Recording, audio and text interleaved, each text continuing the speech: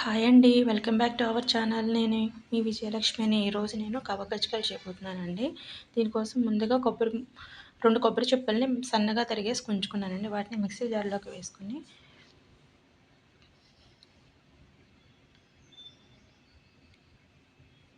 మెత్తగా గ్రైండ్ చేసుకోవాలండి. కొబ్బరి తురుముకునేది ఉంటే తురుముకోండి. నా దగ్గర లేదు కాబట్టి నేను మిక్సీలో గ్రైండ్ చేశాను. తర్వాత ఒక ప్యాన్ తీసుకొని దాంట్లోకి ఒక 200 గ్రాముల బెల్లాన్ని తురుముకొని వేసుకున్నానండి.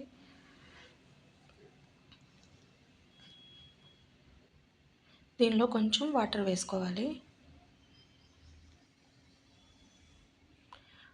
కొబ్బరి, బెల్లం కలిపి పెట్టేసుకోవచ్చు. అట్లా అయితే కొంచెం టైం ఎక్కువ తీసుకుంటుంది. ఇలా చేస్తే త్వరగా అయిపోతుంది. అందుకే ఇలా చేస్తున్నాను.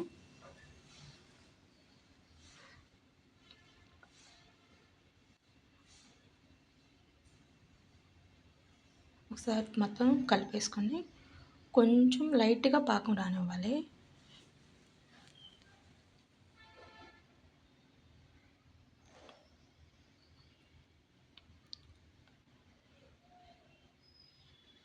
ఇదిగోండి బెల్లం కరిగిపోయి పాకం వచ్చింది. ఇప్పుడు మనం మిక్సీ చేసుకున్న కొబ్బరిని దీంట్లో వేసుకోవాలి.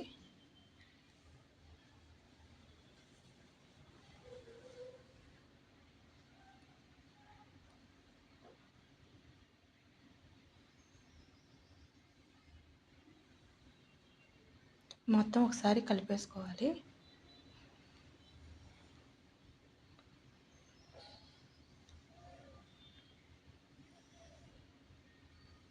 ఇది బాగా దగ్గరగా వచ్చే వరకు తిప్పుకుంటూ ఉండాలండి. నేను మధ్యలో ఒకసారి పక్కకి వెళ్ళేసరికి కొంచెం అడుగు అంటినట్టు అనిపించిందని అందుకని వేరే దాంట్లోకి చేంజ్ చేసేసాను. మళ్ళీ అదంతా నల్లగా అయిపోతుందని వేరే గిన్నెలోకి మార్చేసానండి. దగ్గరుండి తిప్పుకుంటే అలా జరగదు.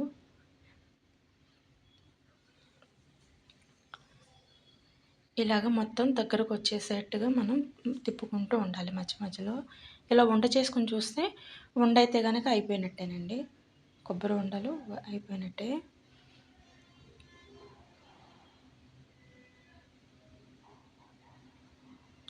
ఇదిగోండి ఇలా దగ్గరకు వచ్చింది కదా, అయిపోయింది.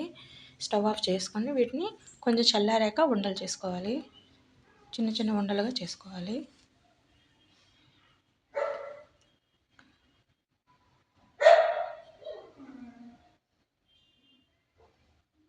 వీటికి ఆ కవకజ్జికాయల పేరు ఎలా వచ్చిందంటే, పూర్వకాలంలో అయితే మా చిన్నప్పుడు పంచదారని పాకం పట్టి దాన్ని పప్పు గుత్తితో తిప్పుతూ ఉండేవాళ్ళండి. తిప్పుతూ ఉంటే అది దగ్గరకు వచ్చాక పప్పు గుత్తి మెత్తగా చేసేసి వేడి వేడిగా ఉన్నప్పుడే ఈ కొబ్బరి ఉండల్లో పెట్టి చుట్టేవాళ్ళండి. అది చాలా కాలిపోతూ ఉండేది. అందుకని చెప్పి ఇలా చేస్తే ఎలా ఉంటుందని నేను ఇలా ట్రై చేశాను. ఇలా కొబ్బరి ఉండలు చుట్టేసుకొని పంచదారని మిక్సీలో వేసుకొని పౌడర్ చేసుకోవాలి. దాంట్లో కొంచెం 2 or 3 స్పూన్స్ మాత్రమే పాలు వేసుకోవాలి. దీంట్లో కొంచెం ఎక్కువైనవండి, అందుకని నేను పక్కన పెట్టేసి గట్టిపడాక చేశాను. 2 స్పూన్సే పడతాయండి, ఎక్కువ పట్టవు. 2 స్పూన్లు పాలు వేసుకొని మనం చపాతీ పిండి కలుపుకుంటాం కదా, అలా కలుపుకోవాలి.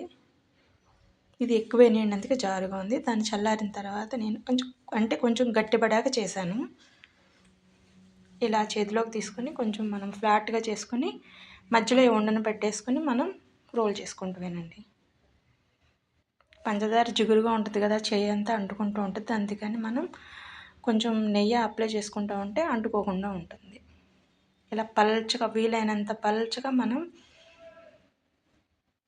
దానికి చుట్టుకుంటూ ఉండాలండి. మరీ మందంగా ఉంటే లోపల కొబ్బరి ఉండలు తీపి, ఇది తీపి తినలేమండి. అందుకని పల్చగా, చాలా పల్చగా దానికి రోల్ చేసుకుంటూ ఉండాలి.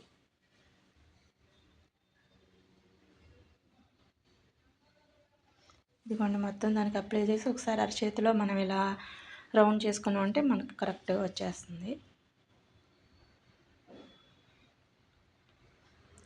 ఒక 10 మినిట్స్ ఆగితే ఇవి గట్టిగా కూడా అయిపోతాయండి. బయట స్వీట్ షాపులో మనకి కోవా పెట్టి చేస్తారు. మేమైతే ఇలా పంచదార పౌడర్ చేసుకుంటామండి. ఇలా పల్చగా మనం అప్లై చేసుకోవాలి ఆ ఉండ పైన.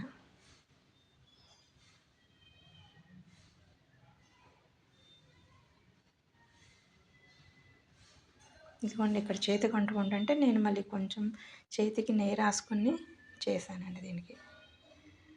అప్పుడు కరెక్ట్గా వచ్చింది.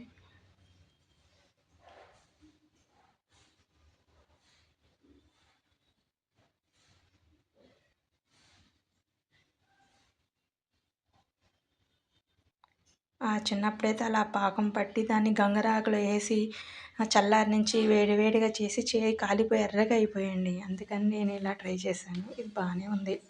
అందుకే ఇదే కంటిన్యూ చేసుకుంటున్నాను నేను. ఇలా మనకు కావాల్సినన్ని చుట్టుకోవాలండి. మొత్తం ఎక్కువ చుడితే తినేవాళ్ళు లేరని నేను కొంచెం చుట్టాను.